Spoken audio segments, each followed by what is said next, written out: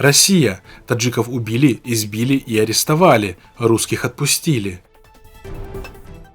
Племянник Рахмона загнал донгаринских торговцев на рынок своего отца. В Ташкентской области снова бреют бороды.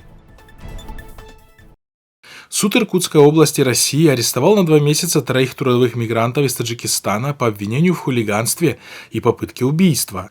Суд посчитал, что именно таджикские мигранты стали причиной драки между местными жителями и мигрантами, произошедшей 12 ноября в поселке Залари Иркутской области, закончившийся поджогом вагончика, где жили мигранты.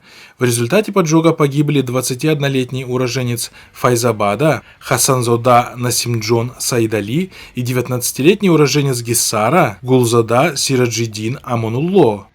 Прокуратура Иркутской области поставлена на контроль ход и результаты расследования уголовного дела, возбужденного Следственным управлением Следственного комитета.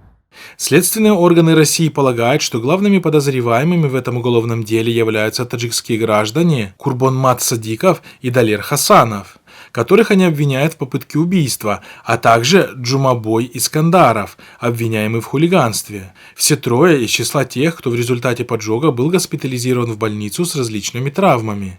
Из числа местных жителей, устроивших поджог, под предварительным следствием остается лишь один. Другие подозреваемые из числа местной молодежи вышли на свободу спустя 3 суток после задержания, сообщает источник, близкий к следствию. Как рассказал журналистам один из трудовых мигрантов, местных было очень много. Они окружили наш вагончик. Среди них был человек в полицейской форме. Мы подумали, что полиция приехала проверить документы.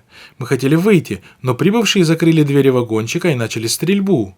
Вагончик загорелся. Мы, задыхаясь от дыма, выбили дверь и вышли на улицу, где нас начали бить дубинками и железными прутьями. Кроме того, очевидцы утверждают, что мужчина в полицейской форме, которого вначале задержали, был освобожден из-под стражи. В прокуратуре Иркутской области и Главном управлении МВД России по Иркутской области отказались объяснить причину освобождения сотрудника полиции, участвовавшего в нападении на вагончик таджикских строителей. Всех рад видеть. Да не переживайте, вы что-то. Примечательно, что подобное отношение российских правоохранительных органов к трудовым мигрантам из центральноазиатских стран происходит не впервые. Так, например, 29 июня суд в Москве арестовал Амиршоха Хусейнова, таджикского трудового мигранта, который участвовал в драке со скинхедами. Суд предъявил ему обвинение в хулиганстве с применением оружия. Несмотря на очевидность того, что именно скинхеды во время драки угрожали своим оппонентам ножами и пистолетом, российский суд не усмотрел в их действиях ничего противозаконного и оставил их на свободе. Россия для русских! Москва для москвичей! Власти Донгаринского района Хатлонской области принуждают торговцев, которые торговали на центральном районном рынке и вдоль главных дорог, перенестись на новый рынок Каюнуш. Об этом сообщает Азади. Недовольство торговцев вызвал тот факт, что новый рынок находится в 3 километрах от райцентра, и им труднее найти покупателей для своей продукции. Кроме того, администрация рынка требует от них выплаты арендной платы более чем в 2 раза превышающей ту плату, которую они платили за свои прежние торговые точки. Один из торговцев мяса, который предпочел не называть своего имени, сообщил журналистам, что если ранее за аренду торговой точки на центральном рынке он платил 500 самани, то на новом рынке от него требуют плату в 1130 самани, что эквивалентно $100. Нас сотрудники милиции угрозами заставили перебраться на этот рынок. Милиционеры сказали, что это распоряжение председателя района. Но здесь у нас теперь нет покупателей, посетовал он. Представители районной администрации опровергли, что принуждают торговцев к переезду, и отметили, что все делается лишь на благо самих торговцев. Однако торговцы уверены, что истинная причина такого решения местных властей кроется в том, что рынок Каюнуш принадлежит семейству Нуриддина Рахмона, брата президента страны Эмомали Рахмона, а глава Донгаринского района Исламиддин Рахмон, вынесший решение о переселении торговцев на новый рынок, является сыном Нуриддина Рахмона, то есть племянником президента.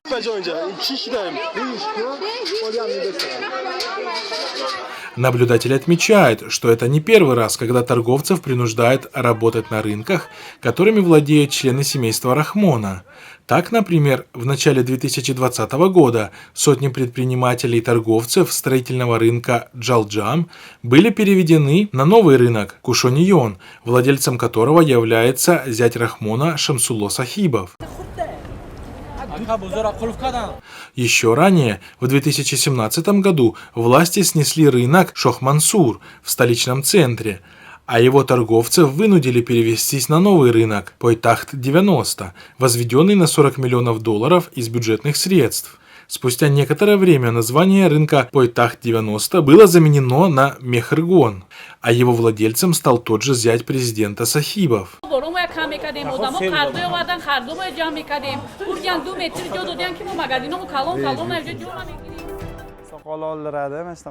В городе Янгиюль Ташкентской области 22 ноября десятки мужчин были вызваны в ОВД, где им принудительно сбрили бороды.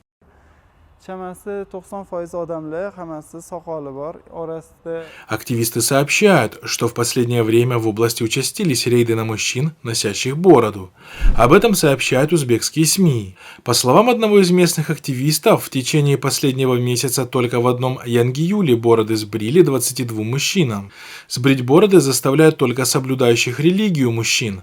В беседе со мной многие говорят, что это мероприятие носит систематический характер, то есть хочу сказать, что принудительное сбривание бород началось не вчера, говорит местный активист. Как это принято, правоохранительные органы Ташкентской области опровергли сообщение о принудительном сбривании бород соблюдающим, заявив журналистам, что сотрудники правоохранительных органов могли попросить мужчин привести в порядок свои бороды, но никто их не принуждал сбрить бороду. Однако мужчины, которым сбрили бороды, утверждают об обратном. Есть мужчины, которые отращивают бороду из-за моды. Их никто не трогает. Сотрудники правоохранительных органов придираются только к соблюдающим религию. Они говорят, что мы якобы кажемся им террористами. Мы носим бороды, так как это считается сунной нашего пророка, сказал один из жителей Янгиюля. В Духовном управлении мусульман Узбекистана отказались прокомментировать вопрос относительно рейдов против бород, отметив, что это не входит в их компетенцию. Мы можем ответить на вопросы, касающиеся действий, которые нарушают намаз, или же в каких случаях человек может читать Коран, а в каких нет. С вопросом относительно отращивания бород вам необходимо обратиться в Комитет по делам религий, сказал журналисту представитель управления. Отметим, что в СМИ периодически просачивается информация о подобных случаях. Например, в начале июня в городе Ангрен, Ташкентской области, также в органы внутренних дел были вызваны десятки мужчин, где им принудительно сбрили бороды. Наблюдатели отмечают, что правоохранительные органы Узбекистана периодически устраивают подобные мероприятия с целью замедления быстрых темпов исламизации узбекского общества, которое возобновилось сразу после смерти Каримова.